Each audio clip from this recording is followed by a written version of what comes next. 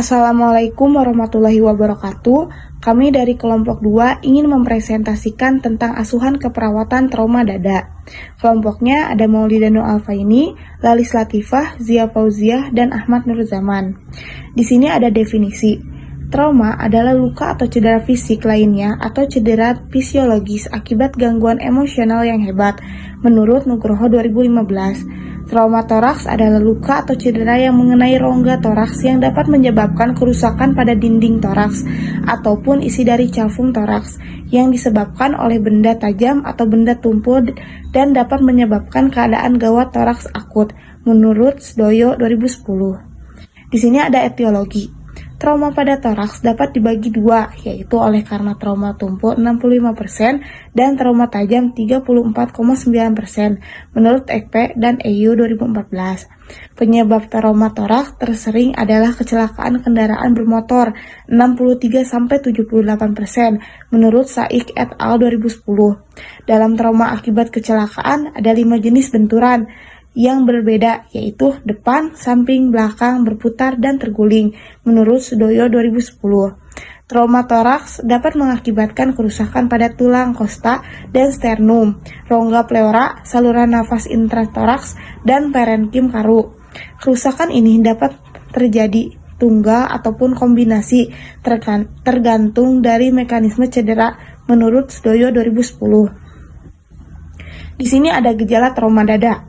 Tergantung pada penyebab dan seberapa serius kasusnya, gejala trauma toraks bisa berbeda-beda ketika seseorang mengalami hantaman cukup keras di dada, yaitu nyeri ekstrim di dada, kesulitan bernafas, dapat ditemukan luka, memar, bengkak, perdarahan atau tanda trauma atau ruda faksa lainnya. Kulit dada menjadi pucat dan lembab, kencing berdarah, dan lain-lain. Selanjutnya di sini ada patofisiologi. Secara klinis, penyebab dari trauma toraks tergantung juga pada beberapa faktor, antara lain mekanisme dari cedera, luas dari lokasi dari 13 cedera lain yang terkait, dan penyakit-penyakit komorbid yang mendasari. Pasien-pasien trauma toraks cenderung akan memburuk sebagai akibat dari efek pada fungsi respirasinya, dan secara sekunder akan berhubungan dengan disfungsi jantung. Selanjutnya di sini ada manifestasi klinis. Yang pertama ada tamponade jantung, gelisah, pucat, berkeringat dingin, peningkatan tekanan vena jugularis, pekak jantung melebar, bunyi jantung melemah. Yang kedua ada hematoraks, gangguan pernapasan pada WSD darah yang keluar cukup banyak dari WSD. Yang ketiga ada pneumotoraks, sesak napas, nyeri dada mendadak, gagal pernapasan dengan sianosis, suara napas terdengar jauh atau tidak terdengar sama sekali. Pada aukultasi terdengar bunyi klik. Selanjutnya ada pathway trauma tajam atau tumpul pada toraks yang dapat mengakibatkan cedera jaringan lunak atau cedera hilangnya kontinuitas struktur, mengakibatkan perdarahan jaringan interstitium, perdarahan intraalveolar, kolaps arteri dan arteri-arteri kecil hingga tahanan perifer pembuluh darah paru meningkat yang mengakibatkan reabsorpsi darah oleh pleura tidak memadai atau tidak optimal. Muncullah hematotoraks yang mengakibatkan akumulasi cairan dalam kavum pleura, ekspansi paru. Dari hematotoraks ini muncullah rangsangan reseptor nyeri pada pleura visceralis dan parietalis, mengakibatkan diskontinuitas jaringan yang nantinya akan mengakibatkan nyeri akut. Dari ekspansi paru muncullah gangguan ventilasi dan edema trakeal atau paringeal, peningkatan produksi sekret dan penurunan kemampuan batuk efektif yang dapat mengakibatkan ketidakefektifan bersihnya jalan napas serta ketidakefektifan pola napas. Dari akumulasi cairan dalam kavum pleura, maka akan muncul pemasangan WSD, torak drain bergeser, dan merangsang reseptor nyeri pada perifer kulit, muncullah resiko infeksi kerusakan integritas kulit. Selanjutnya ada farmakologi, yaitu antibiotik, obat untuk mengobati infeksi bakteri atau parasit. Analgetika adalah obat untuk pereda nyeri, serta ekspektorat adalah obat untuk melegakan napas atau juga bisa mengencerkan dahak atau flu. Selanjutnya ada terapi diet, yaitu yang pertama, makanan tinggi protein. Cedera membuat bagian tubuh yang terluka menjadi tidak aktif. Ini menyebabkan penurunan kekuatan dan massa otot. Makanan yang kaya protein, khususnya yang mengandung asam amino. Asam amino ini memperbaiki jaringan dan sel yang rusak pada kulit. Contohnya seperti daging merah, ikan, makanan laut, ayam, telur, susu, dan lain-lain. Yang kedua ada makanan kaya vitamin C. Vitamin C mengandung antioksida yang membantu mengurangi peradangan dalam tubuh agar cedera cepat sembuh. Vitamin ini diperlukan untuk metabolisme protein dan membentuk kolagen, yaitu jaringan ikat penting pada tubuh yang membantu menjaga kesehatan tulang, otot, kulit, dan tendon, serta dapat meningkatkan kekebalan tubuh. Bahan keperawatan yang pertama ada pengkajian primer yaitu circulation, ada nadinya 110 kali per menit, tensinya 120/80, akral teraba dingin dan tampak sianosis. Gangguan perfusi jaringan, airway-nya pernapasan ada, napas ronhi cepat dan dangkal dengan respirasi 35 kali per menit, tampak gelisah dan sesak. Ketidakefektifan bersihnya jalan napas. Pernapasannya cuping hidung, pasien ngorok, penggunaan otot-otot pernapasan, pasien sesak dengan respirasi 35 kali per menit, gangguan pola napas. Disability-nya yaitu penurunan kesadarannya sopor, GCS-nya 8. Exposure, terdapat pembengkakan dan jejas di bagian dada sebelah kiri, akral teraba dingin, tampak sianosis, dan bagian tubuh lainnya baik. Selanjutnya yaitu ada pengkajian sekunder, anamnesa, identitas klien, nama Tuan D, jenis kelamin laki-laki, umur 30 tahun, alamat Pagar Dewa, agama Islam, bahasa Melayu, status perkawinan menikah, pendidikan SMA, pekerjaan supir travel, diagnosa medisnya yaitu pulmonalis embolus. Identitas penanggung jawab, nama Nyonya D, jenis kelamin perempuan, alamat Pagar Dewa, agama Islam, hubungan dengan pasien yaitu istri. Selanjutnya ada keluhan utama. Pasien datang ke RSUD Dr. M. Yunus, Kota Bengkulu dengan kecelakaan bermobil. Pasien mengalami penurunan kesadaran dan ada bengkak dan jejas di bagian dada sebelah kiri. Selanjutnya riwayat kesehatan. Riwayat kesehatan sekarang, Tuan D yaitu yang berumur 30 tahun dibawa penolong dan keluarganya ke rumah sakit karena mengalami kecelakaan bermobil. Pasien mengalami penurunan kesadaran. Penolong mengatakan dada korban membentur setir mobil. Setelah kecelakaan, pasien muntah darah lalu kemudian pasien tidak sadar. Keadaan pasien saat di IGD, klien mengalami penurunan kesadaran, napas cepat dan dangkal, auskultasi suara napas ronhi, dan pasien ngorok. Terdapat bengkak dan jejas di dada sebelah kiri. Hasil pemeriksaan GCS 8, kesadaran sopor, hasil pemeriksaan TTP, tekanan darah 120/80, nadi 110 kali per menit, respirasi 35 kali per menit, suhu 38,7 Celcius, akrar teraba dingin, tampak sianosis, penggunaan otot-otot pernapasan, dan napas cuping hidung. Riwayat penyakit dahulu, keluarga mengatakan pasien sudah beberapa kali mengalami kecelakaan, tetapi belum pernah separah ini sampai mengalami penurunan kesadaran, serta pasien tidak memiliki riwayat penyakit apapun. Selanjutnya ada pemeriksaan fisik, keadaan umum, penurunan kesadaran dan sesak, kesadaran sopor, tekanan darah 120/80, nadi 110 kali per menit, respirasi 35 kali per menit, suhu 38,7 Celcius. Kepala, infeksi, distribusi rambut baik, bentuk kepala simetris, dipalpasi, tidak ada nyeri tekan. Keadaan mata, diinfeksi, anemis, sklera aninterik, bentuk simetris, dipalpasi, tidak ada nyeri tekan. Hidung, infeksi, bentuk simetris pernapasan cuping hidung, penggunaan otot-otot pernapasan, dipalpasi, tidak ada nyeri tekan.